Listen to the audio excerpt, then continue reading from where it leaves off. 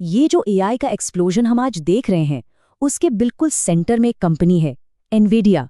आज हम इसी की कहानी समझेंगे कि कैसे गेमिंग चिप्स बनाने वाली एक कंपनी दुनिया की सबसे जरूरी कंपनियों में से एक बन गई।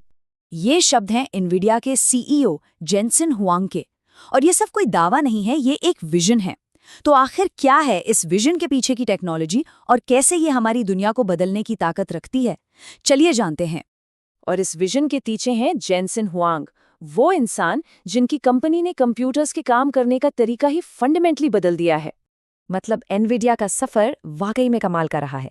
सोचिए, जो टेक्नोलॉजी कभी सिर्फ वीडियो गेम्स को बेहतर बनाने के लिए बनी थी, आज वही AI, robotics, self driving cars जैसी भविष्य की बड़ी बड़ी चीजों की रीढ़ बन चुकी है।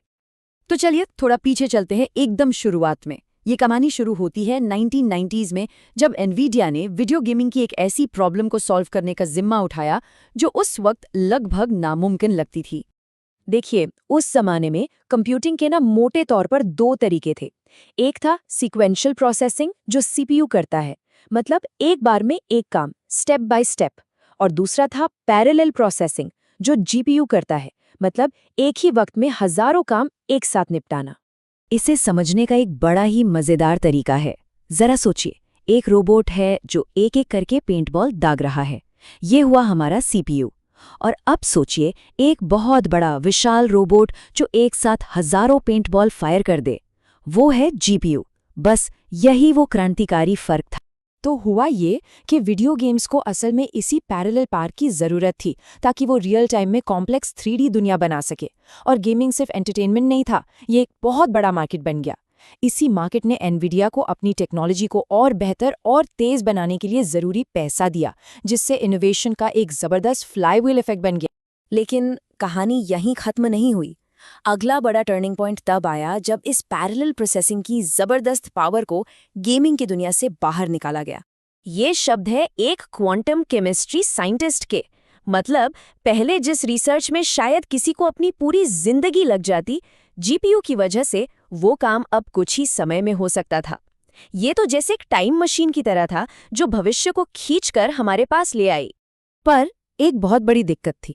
साइंटिस्ट्स और रिसर्चर्स को अगर जीपीयू की इस पावर का इस्तेमाल करना होता था, तो उन्हें अपनी प्रॉब्लम को एक ग्राफिक्स प्रॉब्लम की तरह दिखाना पड़ता था।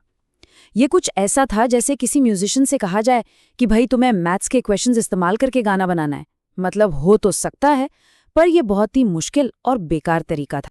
और इसी मुश्किल का हल एनवीडिया ने निकाला कूडा के रूप में। कूडा असल में एक सॉफ्टवेयर प्लेटफॉर्म है जो एक मास्टर की, एक यूनिवर्सल चाबी की तरह काम करता है। इसने जीपीयू को प्रोग्राम करना बेहद आसान बना दिया और किसी भी फील्ड के प्रोग्रामर या साइंटिस्ट के लिए जीपीयू के पैरेलल प्रोसेसिंग इंजन का दरवाजा हमेशा के लिए खोल दिया।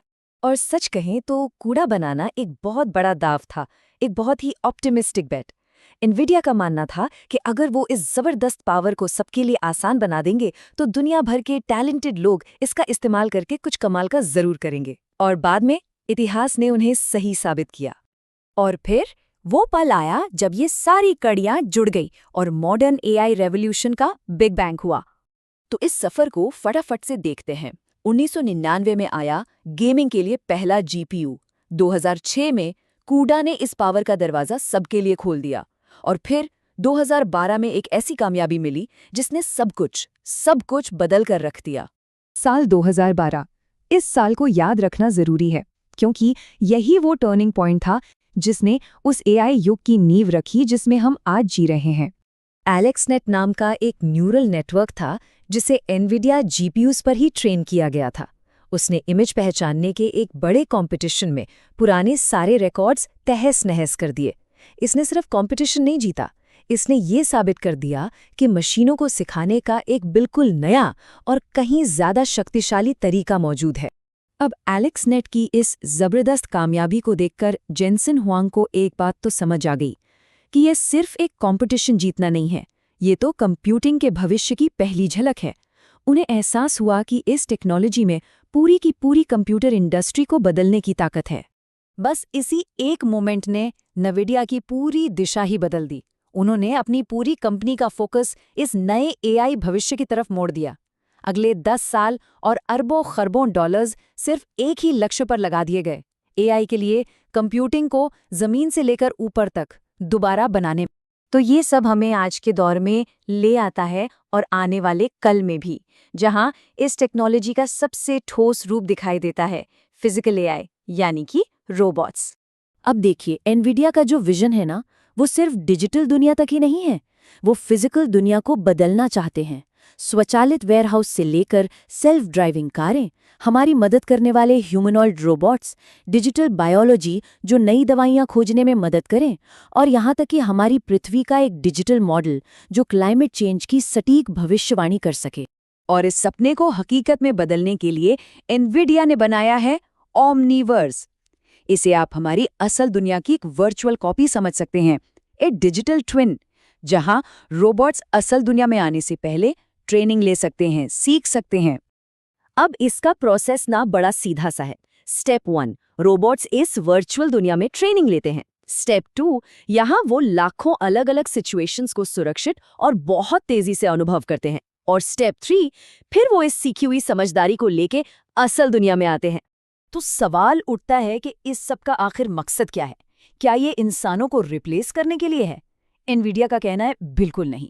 मुद्दा इंसानों को बदलने का नहीं, बल्कि उन्हें और ज्यादा शक्तिशाली बनाने का है, उनकी क्षमताओं को बढ़ाने का है।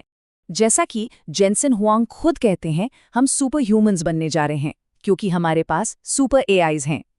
ये एक ऐसा भविष्य है जहां टेक्नोलॉजी हमें बेहतर बनने के लिए नए टूल्स देती है, और ये सोचना वाकई में बहुत रोमांचक है कि हम सब मिलकर क्या कुछ बना सकते हैं।